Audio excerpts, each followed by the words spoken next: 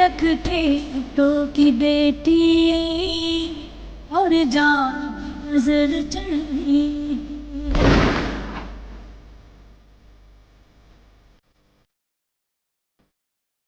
کل بھی بھٹو زندہ تھا، آج بھی بھٹو زندہ ہے. کل بھی بھٹو زندہ تھا، آج بھی بھٹو زندہ ہے. کل بھی بھٹو زندہ تھا، آج بھی بھٹو زندہ ہے. کیا بے نظیر کو اپنی موت کا پہلے سے اندازہ تھا؟ پاکستان واپس آنے سے پہلے وہ امریکہ کے شہر کولوراڈو میں اسپین جا رہی تھی. طیارے میں امریکی سفیر زلمے خلیل زادہ اور ان کی اہلیہ بھی ان کے ہمراہ تھے. طیارے کی میزبان نے بے نظیر کو تندور سے براہ راست نکلی تازہ کوکیز کھلانے کی پیشکش کی. بے نظیر نے شائستگی سے یہ کہتے ہوئے انکار کر دیا کہ ان دنوں وہ اپنا وزن کم کر رہی ہیں، لیکن 1 سیکنڈ کے اندر ہی انہوں نے ایئر ہوسٹس کو واپس بلایا اور کہا چلو اس سے کیا فرق پڑتا ہے، مجھے چند مہینوں میں مر ہی جانا ہے. جان کی رسک لی، واپس آئی، کیونکہ میں سمجھتی ہوں کہ ہمارا ملک خطرے میں ہے. کہ دھرتی آپ کو پکار رہی ہے، مجھے پکار رہی ہے. یہ ہمارا ملک ہے، یہ سرزمین ہمارے لیے پیارا ہے. آپ بچائیں گے، میں بچاؤں گی. 18 اکتوبر 2007 کا دن روٹی، کپڑا اور مکان کا خواب دیکھنے والے 18 کروڑ لوگوں کے لیے امید کا ایک نیا سورج لے کر آیا. آج ہر طرف جشن کا سما تھا. آج ذوالفقار علی بھٹو کی بہادر بیٹی کی واپسی کا دن تھا. ایک ماں، ایک بیٹی، ایک بیوی اور ایک عظیم لیڈر طویل جلا وطنی کے بعد آج وطن لوٹیں تو اپنی سرزمین پر قدم رکھتے ہی ان کے رخسار آنسوؤں سے تر ہو گئے. دبئی سے کراچی پہنچنے پر ہزاروں افراد ان کے والہانہ استقبال کے لیے ایئرپورٹ پہنچے. ایک ہجوم تھا جو بی بی کی ایک جھلک دیکھنے کے لیے ٹوٹا پڑا تھا. وہ ایئرپورٹ سے اپنی رہائش گاہ کو لوٹ رہی تھی کہ راستے میں ان کے قافلے کو خودکش حملہ آوروں نے نشانہ بنایا. اس حملے میں 100 سے زائد افراد ہلاک ہوئے تھے جبکہ بے نظیر بھٹو محفوظ رہی تھی. وہ 2008 کے عام انتخابات میں حصہ لینے کے لیے اپنے وطن لوٹی تھیں. اسی حوالے سے 27 دسمبر 2007 کو انہوں نے راولپنڈی میں ایک انتخابی جلسے سے خطاب کیا. ان کی گاڑی جلسہ گاہ سے نکل رہی تھی کہ ایک خودکش دھماکہ ہوا جس کے نتیجے میں وہ شہید ہو گئیں. ان کی ہلاکت پر ملک بھر بالخصوص صوبہ سندھ میں بدامنی پھیل گئی تھی.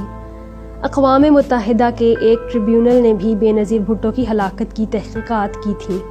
مسلم دنیا کی پہلی وزیر اعظم خاتون بے نظیر بھٹو نے دنیا کی 2 مشہور یونیورسٹیوں ہارورڈ اور آکسفورڈ میں تعلیم حاصل کی. وہ 1976 میں آکسفورڈ یونیورسٹی کے طلباء کی یونین کی صدر منتخب ہوئیں اور ایسی پہلی ایشیائی طالبہ تھیں جنہیں یہ اعزاز حاصل ہوا.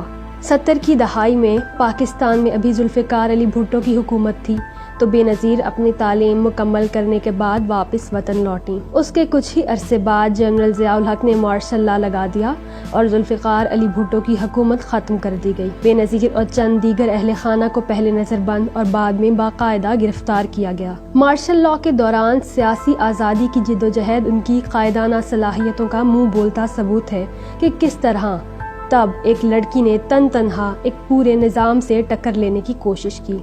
مارشل لا کی وجہ سے ان کے بہت سے رفقا نے ان کا ساتھ چھوڑ دیا تھا، لیکن اس صورتحال میں بھی پیپلز پارٹی کے نوجوان کارکنوں کی ایک بڑی تعداد اپنی اس نوجوان رہنما کے ساتھ رہی. بے نظیر بھٹو نے اپنی جوانی کے دور میں بہت سے مسائل کا سامنا بھی کیا، جیسے گرفتاری کے دوران ان کو اپنے والد سے ملاقات کی اجازت نہ ملنا، نظر بندی، قتل کی دھمکیاں اور قید و بند کی صعوبتیں. لیکن قوم کی بہادر بیٹی کے حوصلے پست نہ کر سکیں اور جلا وطنی اور نظر بندیوں کے مصائب سے بے نظیر بھٹو کندن بن کر نکلیں. جن حالات کا بے نظیر کو سامنا رہا اس کی وجہ سے ان کے مخالفین کو بھی ان کی بہادری کا قائل ہونا پڑا. 26 دسمبر 2007 کی رات جب بے نظیر بھٹو ایک لانگ ڈرائیو کے بعد اسلام آباد کے زرداری ہاؤس پہنچی تو وہ بہت تھک چکی تھیں، لیکن ISI کے سربراہ میجر جنرل ندیم تاج کا پیغام ان تک پہنچا تھا کہ وہ ایک اہم کام کے لیے ان سے ملنا چاہتے تھے. بے نظیر جب جنرل تاج سے مل رہی تھیں ان کے قاتل ان کے قتل کی حتمی تیاری کر رہے تھے. بینٹ جونز اپنی کتاب the Bhutto dynasty the struggle for power in Pakistan میں لکھتے ہیں، آدھی رات کے بعد طالبان ہینڈلر نصر اللہ 15 سال کے 2 بچوں بلال اور اکرام اللہ کے ساتھ راولپنڈی پہنچ چکا تھا۔ اس دوران طالبان کے 2 دوسرے ارکان حسنین گل اور رفاقت حسین راولپنڈی کے لیاقت باغ کا معائنہ کر آئے تھے، جہاں بے نظیر بھٹو کو شام کو جلسے سے خطاب کرنا تھا۔ اس وقت پولیس پارک کے تینوں گیٹ پر میٹل ڈیٹیکٹر لگا رہی تھی، لیکن اس سے کوئی فرق نہیں پڑ رہا تھا، کیونکہ منصوبہ یہ تھا کہ بے نظیر پر حملہ کیا جائے گا جب وہ جلسے سے واپس جا رہی ہوں گی۔ 27 دسمبر کی سپہر کو بے نظیر گاڑیوں کے قافلے میں لیاقت باغ کے لیے روانہ ہو گئیں۔ 2:15 پر بے نظیر کا قافلہ فیض آباد جنکشن پہنچا، جہاں سے ان کی سیکیورٹی کی ذمہ داری راولپنڈی ڈسٹرکٹ پولیس پر آ گئی۔ 2:56 پر بے نظیر کا قافلہ دائیں مڑ کر مری روڈ لیاقت روڈ موڑ پر آیا اور لیاقت باغ کے VIP پارکنگ ایریا کی طرف بڑھنے لگا۔ اسی وقت بے نظیر کھڑی ہوئی اور ان کے لینڈ کروزر کی چھت سے ان کا چہرہ ظاہر ہوا۔ وہ لوگوں کی طرف ہاتھ ہلا رہی تھی اور ان کا سلام قبول کر رہی تھی، اور ان کی گاڑی لیاقت روڈ پر آہستہ آہستہ چل رہی تھی۔ بے نظیر کی حفاظت کرنے والے لوگوں نے ایک بار بھی انہیں نہیں روکا کہ اس طرح کھڑا ہونا خطرے سے خالی نہیں ہے۔ اس کے بعد بے نظیر نے تقریباً 10,000 لوگوں کے سامنے آدھے گھنٹے تک تقریر کی۔ اس دوران انہوں نے 17 بار اپنے والد کا نام لیا۔ تقریر ختم ہوتے ہی پورا علاقہ بے نظیر زندہ باد اور بے نظیر وزیر اعظم کے نعروں سے گونج اٹھا۔ تقریر کے بعد بے نظیر اپنی گاڑی میں بیٹھ گئیں۔ ان کی کار کافی دیر تک رکی رہی کیونکہ ان کے حامیوں نے اسے چاروں طرف سے گھیر لیا تھا۔ بھیڑ کو دیکھ کر بے نظیر کھڑی ہو گئیں اور ان کے ایمرجنسی ہیڈ سے ان کے سر اور کندھے نظر آنے لگے۔ اس وقت 5:10 ہوئے تھے۔ بینٹ جونز لکھتے ہیں، صبح سے انتظار کرنے والے بلال کو محسوس ہوا کہ اس کا وقت آ گیا ہے۔ وہ پہلے بے نظیر کی گاڑی کے سامنے گیا اور پھر اس کے بغل میں پہنچا جہاں کم لوگ تھے۔ اس نے اپنی پستول نکالی اور بے نظیر کے سر کا نشانہ لیا۔ ایک سیکیورٹی گارڈ نے بلال کو روکنے کی کوشش کی، چونکہ وہ تھوڑی دوری پر تھا لہٰذا وہ صرف اس کے بازو کو چھو سکا تھا۔ بلال نے 1 سیکنڈ سے بھی کم وقت میں 3 فائر کیے۔ تیسری گولی کے چلتے ہی بے نظیر اسکیپ ہیچ کے نیچے پتھر کی طرح اپنی گاڑی کی سیٹ پر گر پڑیں۔ جو ہی وہ نیچے گریں، بلال نے خودکش بم بھی پھوڑ دیا۔ مخدوم امین فہیم جو بے نظیر کے بائیں طرف بیٹھے تھے، انہوں نے بتایا کہ جب بے نظیر گریں تو ان کے جسم میں زندگی کی کوئی علامت نہیں تھی۔ ان کی گاڑی میں کسی اور کو کوئی شدید چوٹ نہیں آئی۔ وہاں ایک بھی ایمبولینس دستیاب نہیں تھی۔ بم دھماکے کی وجہ سے بے نظیر کی کار کے چاروں ٹائر پھٹ گئے تھے۔ ریکارڈ کے مطابق وہ سب حملے کے 34 منٹ بعد ہسپتال پہنچے۔ موت کے مکمل شواہد کے باوجود ڈاکٹر سعیدہ یاسمین نے انہیں بچانے کی پوری کوشش کی۔ تھوڑی ہی دیر میں ڈاکٹر اورنگزیب خان بھی ان کی مدد کو پہنچے۔ 1 منٹ کے اندر ان کے گلے میں ایک ٹیوب ڈالی گئی۔ 5:50 پر ہسپتال کے سینئر فزیشین پروفیسر مصدق خان نے وہاں پہنچ کر چارج سنبھال لیا۔ بے نظیر کی ناک اور کان سے خون بہہ رہا تھا۔ حملے کے 50 منٹ بعد 6 بجنے سے کچھ منٹ پہلے ڈاکٹر انہیں آپریشن تھیٹر لے گئے۔ پروفیسر مصدق خان نے ان کا سینہ چاک کیا اور ان کے دل کی اپنے ہاتھوں سے مالش کرنے لگے، لیکن ان میں کوئی حرکت نہیں ہوئی۔ 6:16 پر بے نظیر کو مردہ قرار دیا گیا۔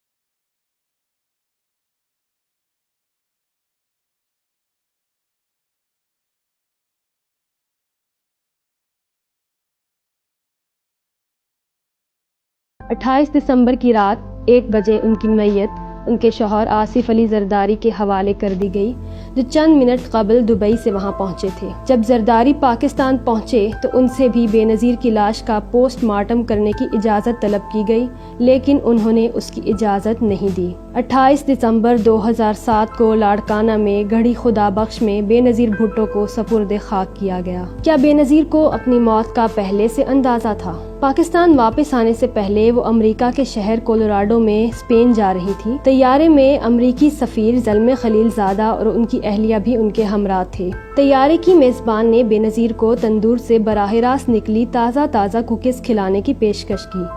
بے نظیر نے شائستگی سے یہ کہتے ہوئے انکار کر دیا کہ ان دنوں وہ اپنا وزن کم کر رہی ہیں۔ لیکن ایک سیکنڈ کے اندر ہی انہوں نے ایئر ہوسٹس کو واپس بلایا اور کہا چلو اس سے کیا فرق پڑتا ہے، مجھے چند مہینوں میں مر ہی جانا ہے۔